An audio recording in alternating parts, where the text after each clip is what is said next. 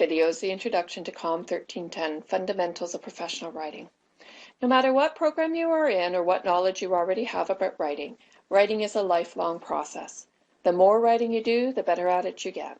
Learning to write well takes practice, but it also takes knowledge of the rules and conventions of writing. Take, for example, the panda joke on this first screen.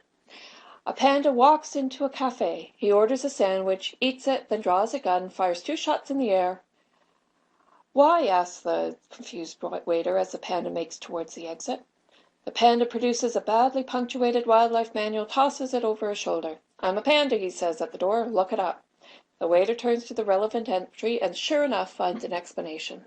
Panda, large black and white bear-like mammal native to China, eats shoots and leaves. What makes this joke funny? Well, it's in that last phrase of the last line. The misplaced comma between eats and shoots changes the meaning of the sentence completely. Now, Lynn Truss's book is a good read if you want to learn more about punctuation like this. So in this video, you will learn about the nature of this course, the contents of the syllabus, and the course requirements and assignments. The course description and learning outcomes describe the goals of this course. Quote, "This course introduces the elements of skillful professional writing, clarity, coherence, style, grammar, and punctuation. It will cover the fundamental principles of business, scientific, technical, and scholarly writing. A series of writing projects will help students improve their writing skills." Now, while we will aim to accomplish all of these things, we will be focusing on the writing skills and styles needed for success at the university. After all, you're in first year of a 4-year program. These skills, though, are the same as for any other kind of writing. Once you've developed strong basic writing skills, then you are able to switch. You can develop the ability to switch between styles. So you're going to start off learning about academic writing, but then you're going to learn to apply the same skills to business writing, report writing, and the like. One of the biggest challenges for many first-year students, especially those fresh out of high school, is to transition from writing styles that were acceptable in high school to those suitable for university and ultimately the workplace. Now, this list outlines the outcome goals. It's far more than we can hope to cover in one course. So the emphasis will be on the development of strong writing skills. Now, developing these skills requires a knowledge of the communication process, as well as an ability to recognize and adapt to individual differences in the interpersonal communication process, as well as the principles of intercultural communication. Now, part of developing strong writing skills means developing good listening and reading comprehension skills.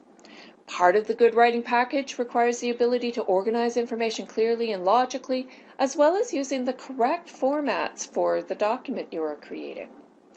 We will consider how to decide what the best channel is for sending your message.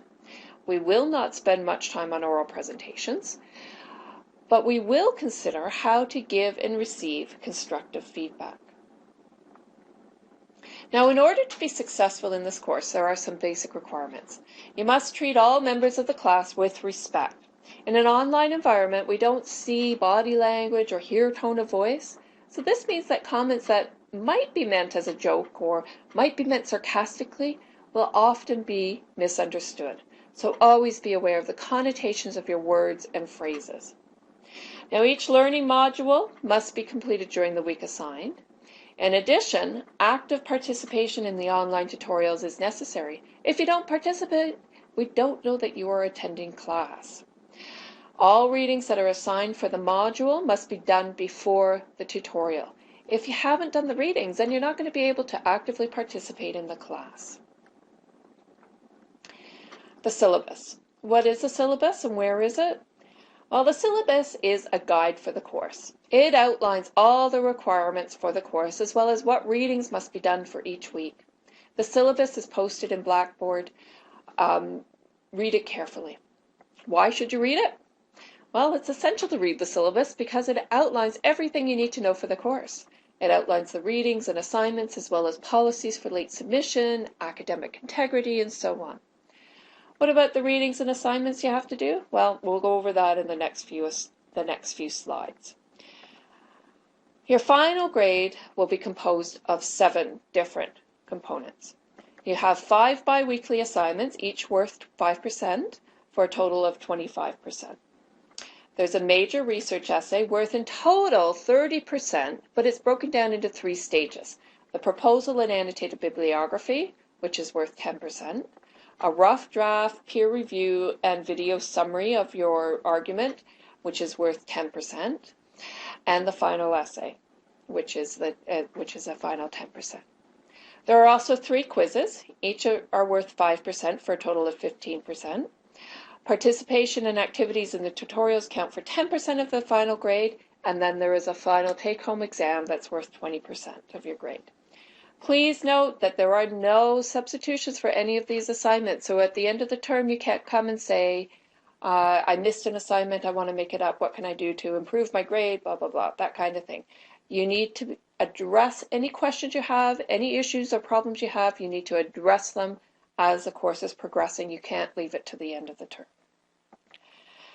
Please be aware that plagiarism and other academic misconduct are treated very seriously.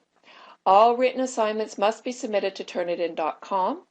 The resulting originality report showing matches of less than 5%, that's your goal, 5%, must be submitted with your assignments. Now, a high match rate does not automatically mean that you have plagiarized. What it does mean is that you must revise your essay to ensure that the match rate is below 5%. Short written assignments, such as those required in this course, should have very few, if any, direct quotations. All direct quotations will match, obviously, even if they are in quotation marks.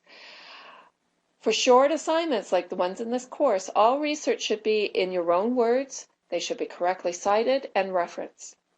Simply changing a few words in a sentence is not adequate. Everything must be rewritten into your own words, and then you must provide a citation for where you got that information or the ideas. Now, if you choose to opt out of using Turnitin.com, you must notify the instructor 1 week prior to the due date, and you must submit the opt-out form along with all your rough notes and rough drafts when you hand in your final copy. And this is key. You need to be able to submit rough notes and rough drafts even if you don't opt out of Turnitin.com. If there's any question arises regarding plagiarism, then you want to be able to prove that you did your own work. Now, unless otherwise directed, all assignments must be submitted as a Word document or an RTF document if you don't use Word, and they must be submitted into Blackboard's assignment Dropbox. Late assignments will be penalized with a grade reduction of 2% per day. Exceptions are made for those with a doctor's note or an equivalent. Please use the UOIT forms for doctor's notes. Please consult the syllabus and with the instructor for any further information. There are 2 textbooks that are required for this course as indicated in the syllabus and on this slide. The first is Graf and Birkenstein, They Say, I Say, The Moves That Matter in Academic Writing. The second one is Shaw, A Field Guide to Communication. I also highly recommend that you purchase the APA manual. In addition, there are other online readings that will be required throughout the term, so you do have to check the syllabus regularly.